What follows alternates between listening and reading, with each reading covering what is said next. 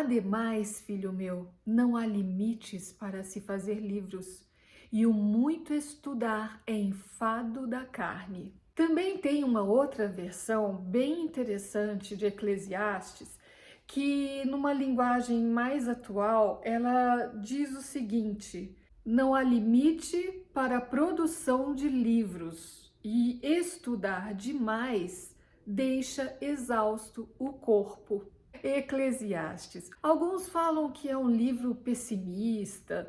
Não, não. Se trata de um livro realista. O livro que mostra uma fase de Salomão já mais experiente com a vida. Salomão mostra uma vida sem floreios, como ela é. E esse verso nos traz muita sabedoria, e é sobre ele que nós vamos falar hoje.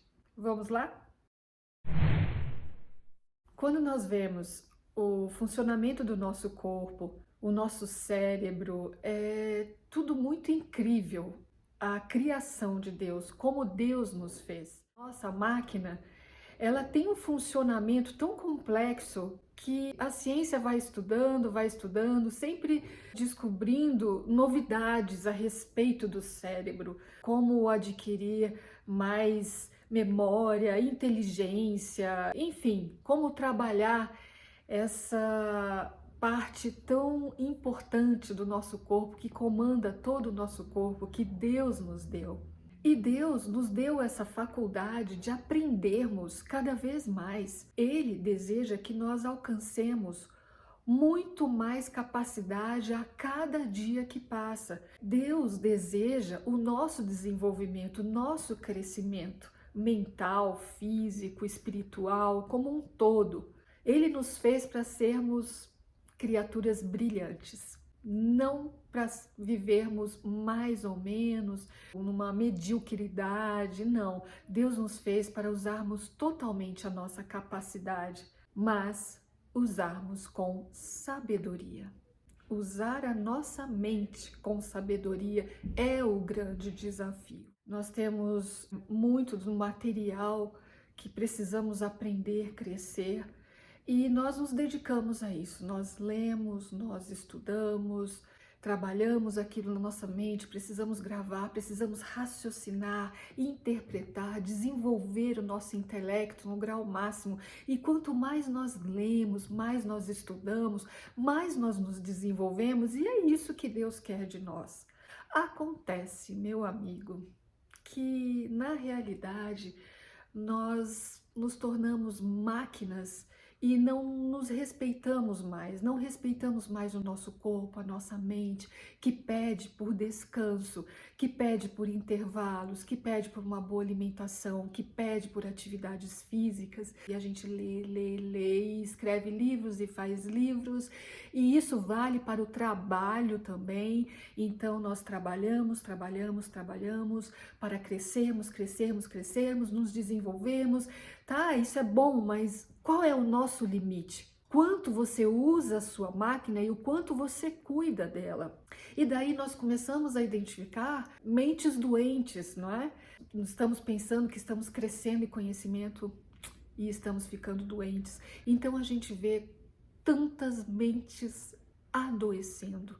O estresse, ansiedade, depressão, pessoas que estão se afundando porque elas não cuidam da sua mente. Daí a gente vê a necessidade de equilíbrio. Um cérebro bom, um cérebro para ler, para crescer, para aprender, ele precisa do repouso. Você dormiu bem essa noite? Quantas horas você estudou, você trabalhou hoje, ontem e nos outros dias? Sabe, eu escuto muito no universo dos estudantes de concurso. Eu estudo 10 horas todo dia. Você, para passar, tem que estudar tantas horas por dia. Você não tem mais vida, você não pode sair, você não tem mais família, você tem isso, você... Quantas pessoas ficando doentes, quantas pessoas usando medicamentos, quantas pessoas usando estimulantes para conseguir acompanhar esse ritmo.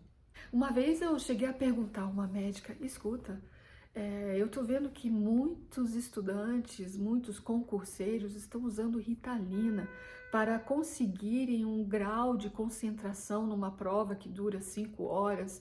E essa médica me falou, olha, eles usam sim, só que um dia o cérebro deles vai cobrar. Para aquele que não precisa usar, para aquele que está querendo apenas se concentrar mais e exigir mais do que o seu cérebro pode oferecer. E aí ele vai tomando medicamento sem necessidade. Mas um dia a máquina pode pifar. E isso é interessante porque o cérebro ele comanda todo o corpo, então o seu corpo todo também adoece. Muitas vezes aparecemos com doenças, com fadigas, estresse crônicos e tudo mexe com o nosso organismo. Não há somente um desgaste mental, né? O nosso corpo todo é interligado, muitas doenças começam com a mente. E daí vem a sabedoria de Eclesiastes ao dizer, olha, não há limites para você fazer livros. Quer dizer, você sempre vai querer fazer mais. E o muito estudar, o muito trabalhar, adoece o corpo. Você tem muitas atividades saudáveis para executar nessa vida, para equilibrar o seu cérebro. Você tem paisagens para contemplar, amigos para encontrar, família para sorrir, para viver, outras atividades, atividade física, cuidar do seu corpo, alimentação, sono, sol, quantas maravilhas que Deus nos deu para nós usufruirmos. No entanto, nós ficamos obcecados por uma atividade só.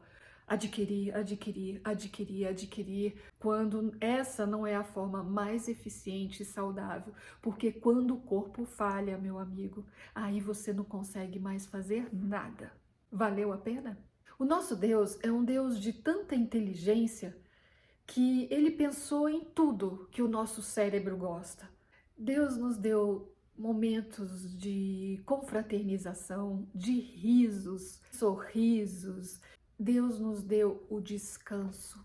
É interessante que no passado, não muito distante, na minha infância, por exemplo, me lembro de dias mais tranquilos, no ritmo que você brincava, descansava, num ritmo que se podia desfrutar melhor cada atividade. A televisão, por exemplo, quando se ligava, tinha um determinado horário que ela começava a funcionar.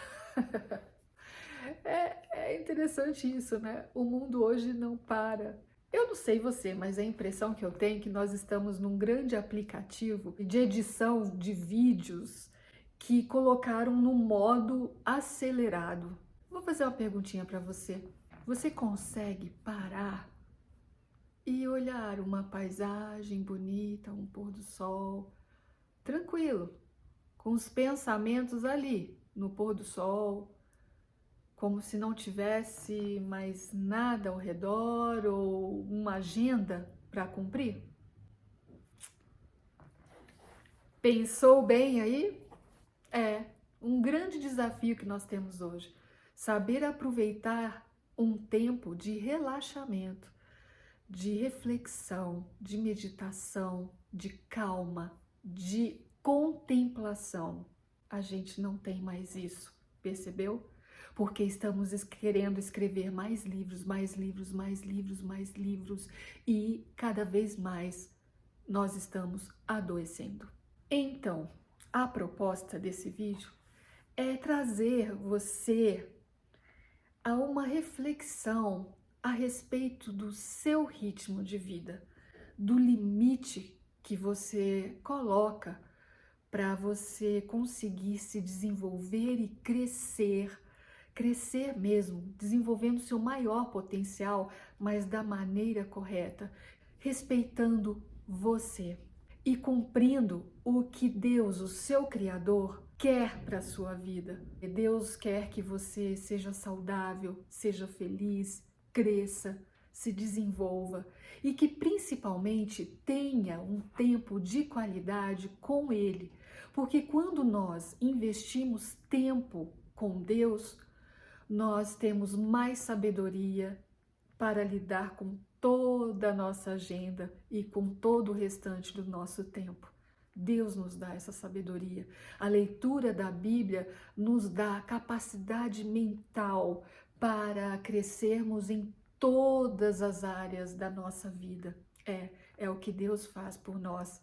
Então, meu amigo, cresça mesmo em tudo que você faz, mas cresça com sabedoria, cresça com Deus, seguindo seus ensinamentos e tendo essa sabedoria e discernimento de viver com saúde, viver com plenitude de vida. Deus e eu.